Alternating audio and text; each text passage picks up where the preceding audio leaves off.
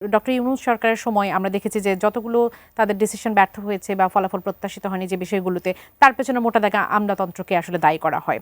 অর্থনীতির ক্ষেত্রে আমরা নানান গত ১.৫ বছরে আমরা দেখেছি নতুন বিনিয়োগ সেভাবে আসেনি, কর্মসংস্থান সৃষ্টি আসলে সেভাবে হয়নি। এই চ্যালেঞ্জগুলো নিশ্চিতভাবেই বিএনপির কাছে থাকবে। আপনার কাছে কি মনে হয় সেটি আসলে কিভাবে সামাল দেওয়া উচিত?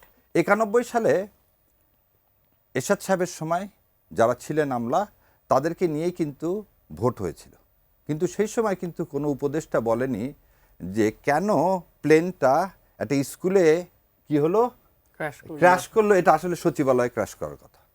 কারণ আপনি একটা জিনিস দেন, এই ১.৫ বছরে আমলারা কি পরিমাণ অসহযোগিতা করছে এই অ্যাডভাইজারগুলোকে, যে তারা আক্ষেপে বলছে মাইলস্টোন স্কুলে প্লেনটা ক্র্যাশ না হয়ে প্লেনটা আসলে সচিবালয়ে ক্র্যাশ করা উচিত ছিল। তারপরও যে আমরা একটা ভোট করতে পারছি পুলিশের কথা।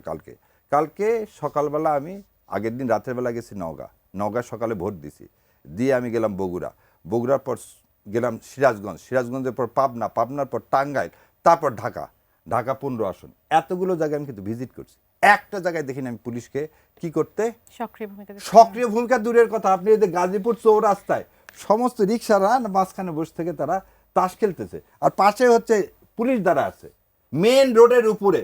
আমি এসে হর্ন দিলাম, তারপর তারা তা পুলিশ একটা আসেনি। মানে শান্তিপূর্ণ ভোট হয়েছে সেজন্য কি পরিস্থিতি না, এরকম শান্তিপূর্ণ হয়েছে? ভোট হয়েছে কি একটা জিনিস দেখেন, এবার ক্যাজুয়ালিটি হয়নি কেন? দুই দলের দায়িত্বশীল ভূমিকার কারণে।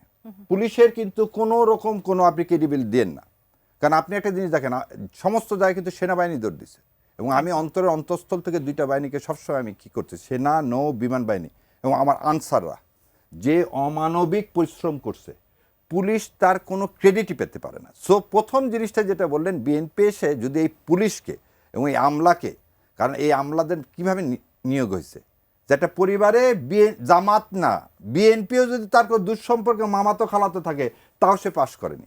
সো সে আমলা দিয়ে আর যাই হোক আপনার কী হবে না, রাষ্ট্র পরিচালনা হবে না। এবং সেই কারণ বুঝতে পেরে তারা রাষ্ট্রপতির কাছ থেকে শপথ না নিয়ে প্রধান বিচারপতির কাছ থেকে শপথ নিচ্ছেন। আর ভাই যে আর একটা কথা যেটা বললেন যে অ্যাবসলিউট মেজরিটি, হ্যাঁ যদি ভালো করেন, হ্যাঁ ওয়ার্ড টাইমে তো অ্যাবসলিউট পাওয়ার নিয়ে নেওয়া হয়, কিন্তু বিএনপি যেভাবে মানে আজকে ক্ষমতা এসছে, মানুষ ক্ষমতা দিছে, 200 সিট পাইলে ধরে নেন আপনারা 212টা তো পাইছে, 12টা যদি না পাইতো 190টা পাইতো কি হতো?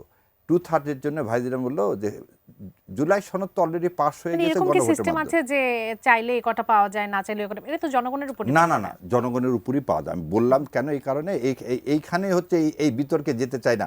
ইলেকশন হয়ে গেছে, ডিপ স্টেট যা করছে, কাউকে অ্যাবসলিউট মেজরিটি দিতে চাইছে, দিছে। আমি আর এই বিষয়ে যেতে চাই না। আমি চাই যে সোমবার দিন সমস্ত দলেরা শপথ নিক, একটা ভালো সংসদ আসুক, ইনশাল্লাহ এই বিএনপি যে জুলাই সনদকে বাস্তবায়ন করুক, এটাই।